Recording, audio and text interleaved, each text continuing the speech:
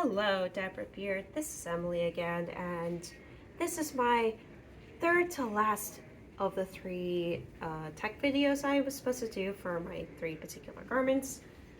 Um, this is my collar piece right here, my collared shirt. It is a bit well loved and used with the missing button and the worn underarms, but we're going to ignore that. So anyway, the first thing I'm going to do is measure um, the neck opening from here to here. So I'm just gonna go as close as I can, right above the collar and across to the other collar seam. And that is 7¼ of an inch. That's pretty cool. And from here, I can kind of see where the collar meets with the back of the garment. So I'm gonna measure that. And it's about 3/16 of an inch. Not really sure if that's right, but that's roughly the amount that I got. Oops. So anyway, since I was able to close this, I'm going to measure the front neck drop to this edge right here, all the way to the ruler, and it says that's 5/8, 1 5/8 of an inch. So, as I have done before, I like to do the high point shoulder right after I measure the neckline, since I'm already looking at the collar area. And I go all the way down to the edge, and that's 23 inches down. And from here, I'm gonna add a pin, just to make it a little bit easier for myself. I'm gonna add a pin to a cross front, which is gonna be 5 inches down. And the waist. And I also am gonna do the waist as well. And that's gonna be 14 inches down from the high point shoulder.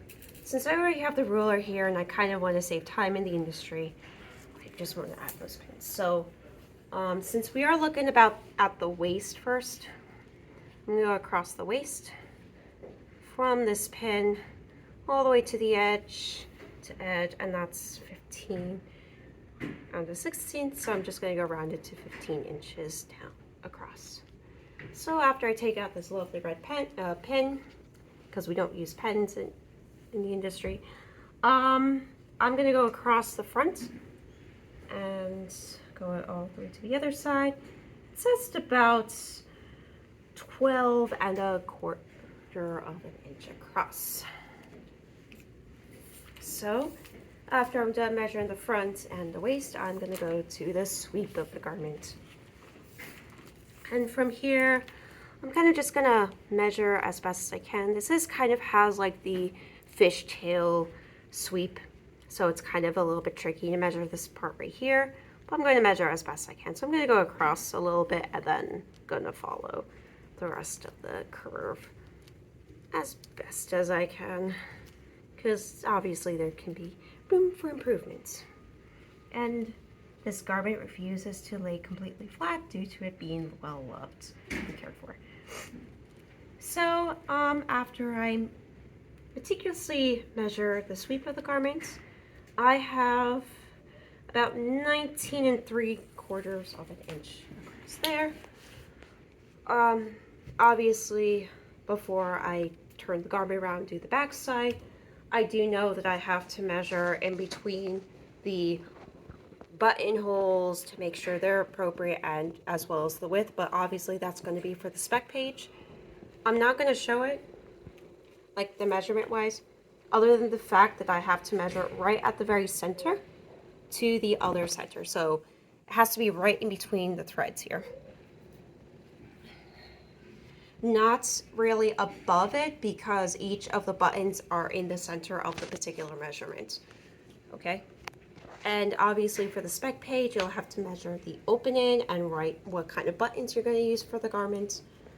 And for the collar itself, I know you didn't say it on the spec page or in any of your spec videos, but I do know that we have to measure the drop shoulder position, the collar band width, as well as the collar height, but that's all going to be in this spec page. So you have to measure this middle part, which is going to be 2 inches, this part of the shirt, from here to here, and make sure that that's at the seam, that's about 3 inches, and the color band itself is roughly about 1 and close to 5/8 of an inch. So I know you didn't mention this, but I totally forgot to mention about the PLM system, which we have to measure the armholes on that. It didn't say on the spec sheets for that, but the way how I was taught was literally going across like this, so the ruler kind of stands up. That's what Donatien was telling me about. It's kind of hard to tell on the phone, but you can kind of like allow the ruler to stand up a little bit, making sure that it kind of goes with the ruler. I did have a bendable ruler, and I don't know if that's applicable for this, but that's how I learned. So that's like 18.5 inches across. So anyway, at this point, we did the majority of the measurements in the front, and the spec too would also have the measurement of this dart and this dart, I think, as far as I recall, but I'm not really sure. If I need more information about that, I can definitely ask you. So at this point, I'm gonna go in the back of the garment. So, this is a 3/4 of an inch sleeve. Apparently it's perfect kind of shirt for this table.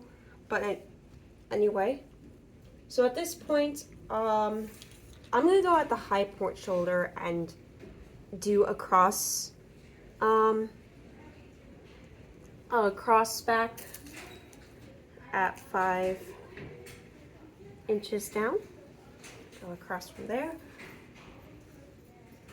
And then from here, I did about 13.25 of an inch. And so, that being said, I kind of want to get the center back sleeve length. Now, obviously for my hood, I had a back seam to this. So what I did was that I kind of, like I could tell that this was 7 inches across. So I kind of divided that number. So I made like a little pin here for 3 and 3.5 inches here to kind of help me measure at this point. So I went across, following my ruler, and this doesn't really like me today. It's refusing to sit down and listen. Anyway, and then I allow the ruler to kind of follow the shoulder seam. And from here, I kind of followed the length of this arm by allowing it to be as flat as possible, but I feel like the buttons are kind of affecting it. So the length I got was 22.75 of an inch. I kind of forgot to measure the hood cuff. I did measure that as a detail rather than in the spec sheet, but I'll measure it this time. So I went across, and this is about 3 inches up.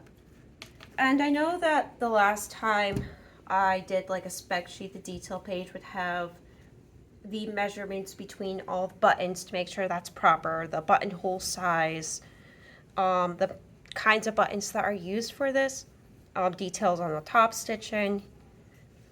This looks like a double top stitch, so that'll also be mentioned, as well as this kind of a stitch here. It looks like just a single top stitch. And I'll use the, just details on the placket style to, explain to the manufacturer that this is the kind of placket that we're going to use and information about that. And to also mention that there's fisheye darts in the back. And I think that's about it. Okay. Yep. 3, 2, 1.